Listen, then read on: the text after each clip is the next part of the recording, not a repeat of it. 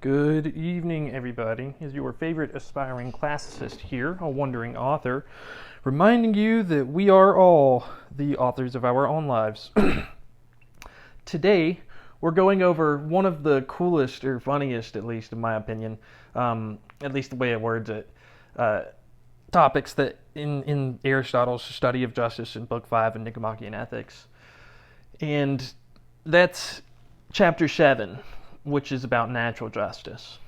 And he opens it by saying political justice is of two kinds. One natural, and he means literally like green natural, from the earth. The other conventional.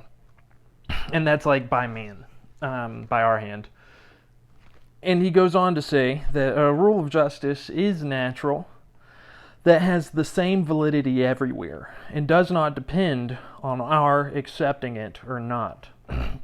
Now, obviously, we all know that there's a lot of contention around the word justice, regardless of which side you take, right?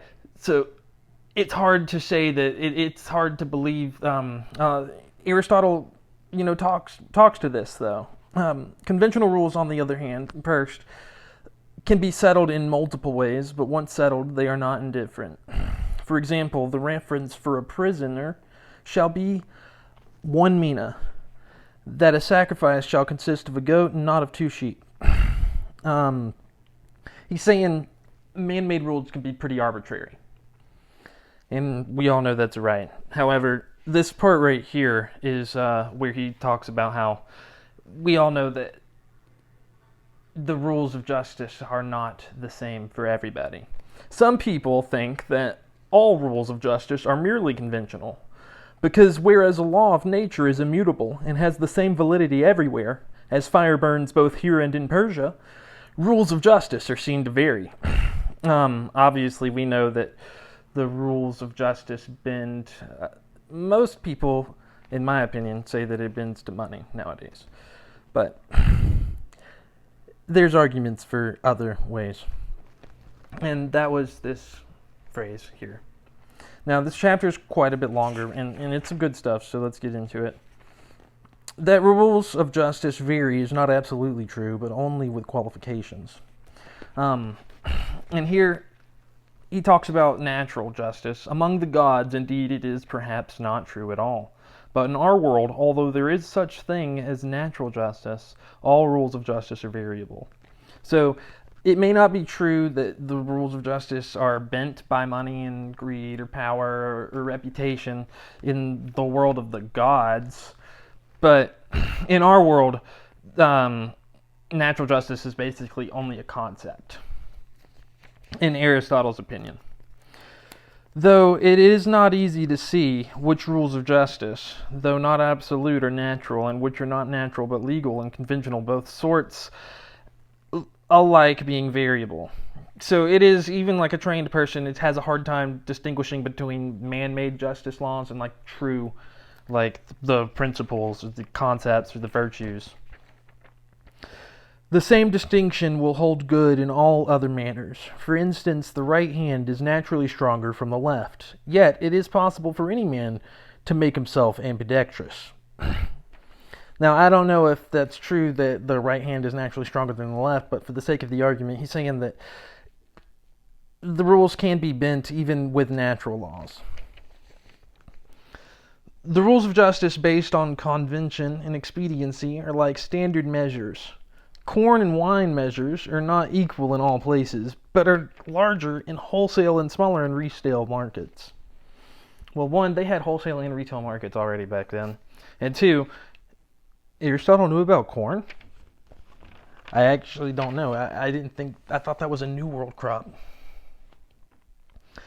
Similarly, the rules of justice, obtained not by nature but by man, ordained not by nature but by man, are not the same in all places, since forms of government are not the same, though in places there is only one form of government that is natural, namely the best form.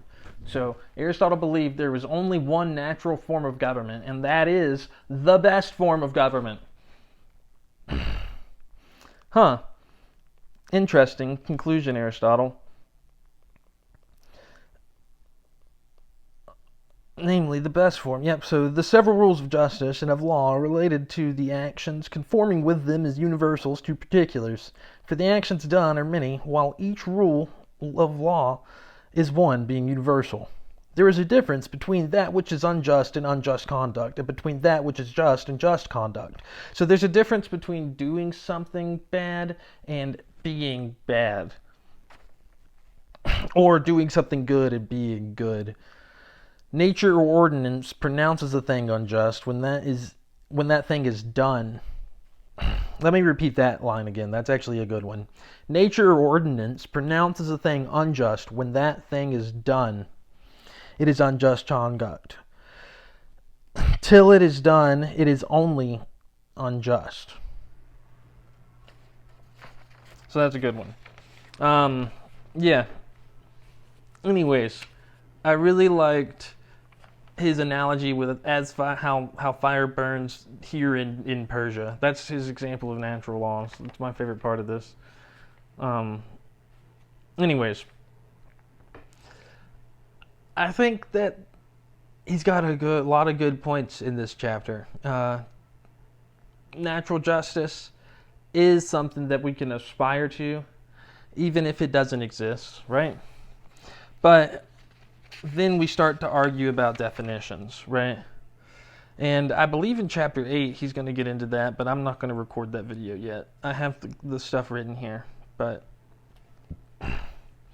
anyways, yeah.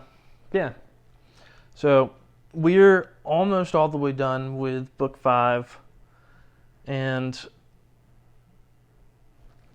my favorite book in all of Nicomachean Ethics is, I believe, book 8, where he talks about friendship. So we gotta make sure that we get through all of this, though. He's making a lot of good points about justice. And it's so hard to talk about that without sounding political. And Aristotle does a pretty good job of it.